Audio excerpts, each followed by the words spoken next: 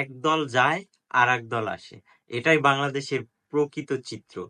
আমরা যে স্বৈরাচার ফ্যাসিস্ট যাই বলি না কেন, আওয়ামী লীগ যারা ছিল বাংলাদেশে, শেখ হাসিনার মন্ত্রিসভায় যারা ছিল, শেখ হাসিনা সহ, এবং তার রাজনৈতিক দলের যুব দল বা ছাত্রলীগ বা যাই ছিল না কেন, তাদেরকে ঘৃণিত করে বাংলাদেশ থেকে বিতাড়িত করছি আমরা জনগণ।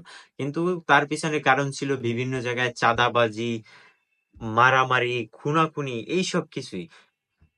সেই সময়কার এমন এমন ঘটনা ঘটছে, যদি তাদের বিরুদ্ধে কোনো একটা ফেসবুকে পোস্ট দেওয়া হতো, তাহলে তাকে হুমকি দেওয়া হতো, তুমি পোস্ট ডিলিট করো, না হয় তোমার পরে খবর আছে, না হয় তোমার সমস্যা হবে। হ্যাঁ, তো এক দলকে যে কোনো ভাবে বাংলাদেশ থেকে মানুষ বিতাড়িত করছে সবার সম্মিলিত চেষ্টায়, ছাত্র জনতা সবার সম্মিলিত চেষ্টায়, এবং তাদের ভুল ছিল দেখেই এমন একটা ঘটনা ঘটছে।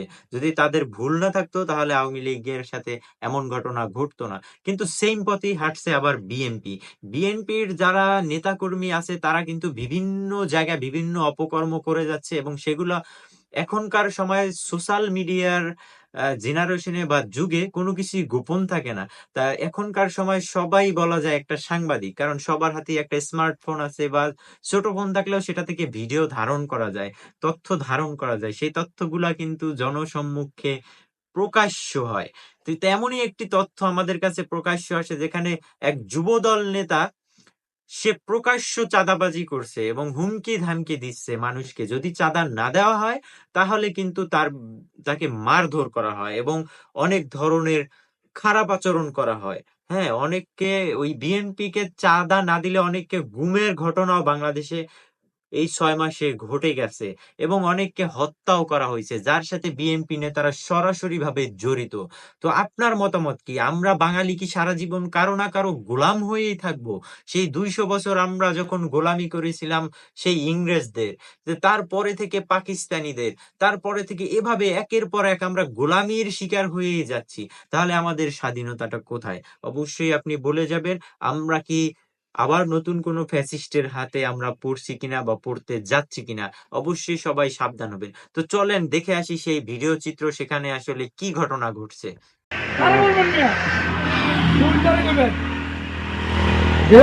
তোর বাপ টিপে মেয়ে আমার বিষয় গেছে, তোর বাপ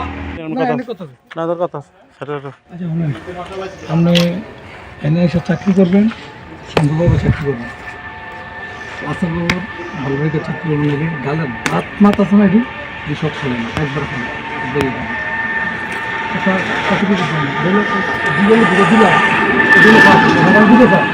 বাবার দিকে চান শরীরের করবেন, তোর বাপ তার বাপ হয়েছে, আর তোর বাপ উদ্রে নিয়ে আইয়া আমার বিষয় গেছে আরে দিবেন আরে বলবেন মিয়া শরীরটারে করবেন যে তোর বাপ টিপে মেয়ে আমার বিষয় গেছে, তোর বাপ।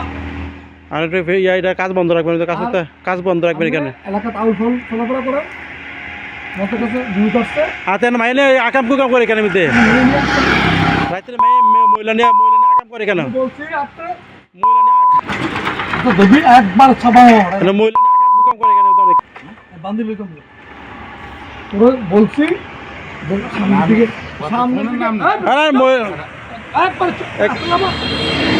বলছি তোর ফার্স্ট আর নাইলে তোর লাইফ থেকে লাগতেছে আর তুই শুয়েলরে ফোন দিয়ে করবি যে তোর বাপ ইব্রাহিমে আইছিল না আইয়া আমার ভাইরা গেছে। কাজ বন্ধ রাখবেন, ঠিক আছে? কাজ করবেন না যাবেন এমনি লালটা দিতে লালটা